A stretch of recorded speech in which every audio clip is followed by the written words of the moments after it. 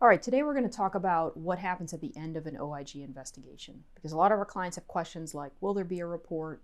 Will it be public? Will my boss find out? Am I going to be fired? Am I going to be charged with a crime? So today we're going to talk about all the possible ways an OIG investigation can end. Welcome to OMG, it's the OIG, a serious look at Office of Inspector General Investigations. My name is Sara. I'm a lawyer here in Washington, D.C., and our firm helps individuals, government employees, and companies who are government contractors survive OIG investigations. If this video is helpful and you want to get in touch, all of my contact information is below. All right, so when clients hire us, they always want to know what's going to happen at the end. Now, I can't tell you today how your OIG investigation is going to come out, but what we're going to talk through are all the possibilities for what will happen at the end of the investigation. So first, you need to understand the lingo, which is there are allegations against you or against your company. And the OIG is trying to determine whether or not those allegations are substantiated, meaning that they are true, or whether or not those allegations are not substantiated, meaning that they're not true. So what you want at the end is the OIG to determine that the allegations are not substantiated. The second important thing to understand is that the OIG does not determine punishment. So the OIG agent is not going to determine whether or not you get fired, whether or not you get demoted, whether or not your company loses its government contract. All the OIG is doing is investigating the facts. Now, the OIG will reach a conclusion about substantiating or not substantiating the allegations, so it's important to understand exactly what can happen after that step. For nearly every case, the OIG will draft some sort of report or summary of what they found. Now, that can take the style of simply a memo that summarizes what happened and whether or not the findings are substantiated or not, or it can be a formal written report about you or about your company. Regardless of which form it takes, whether or not it's simply a memo or whether or not it's a report, what matters for you really is what happens to that report. Now, if you work for the government, if you're a federal employee, a copy of that report or that memo is going to go to your supervisor. Some OIGs send it whether or not the allegations are substantiated, because generally your supervisor knows that an investigation has been opened, so they want your supervisor to know it's been closed. So you should count on the fact that your supervisor will likely see that report.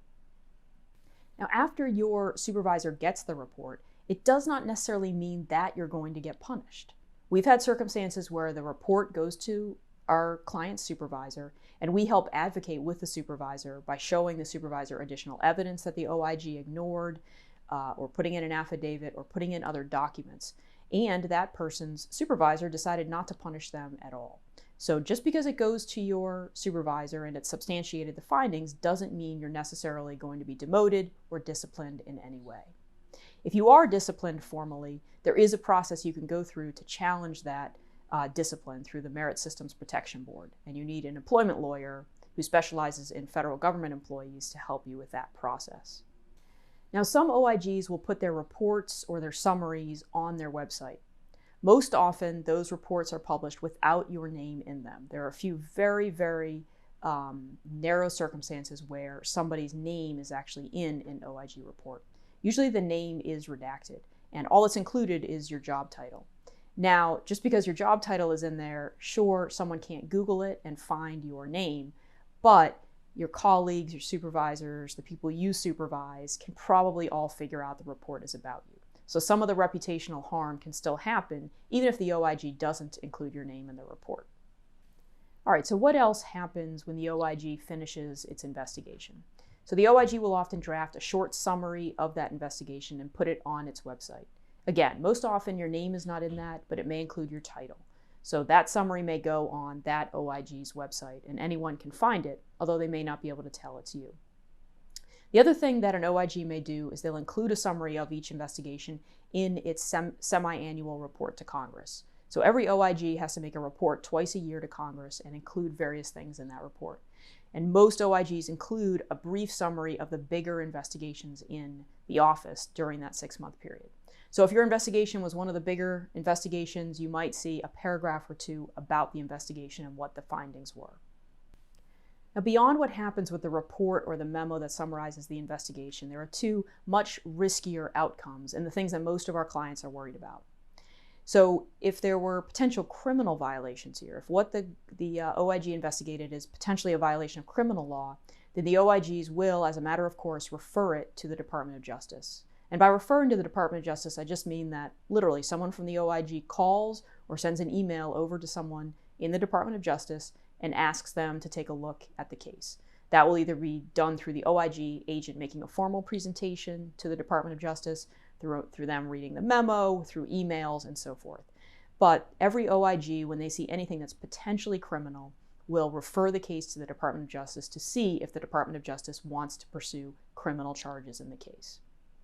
The other serious outcome is if you are a federal government contractor. So if your company has federal contracts with the government and there's an outcome of an OIG investigation that's negative, where the findings are substantiated, then you can expect that the OIG will send a copy of that report and refer it to the Suspension and Debarment Office.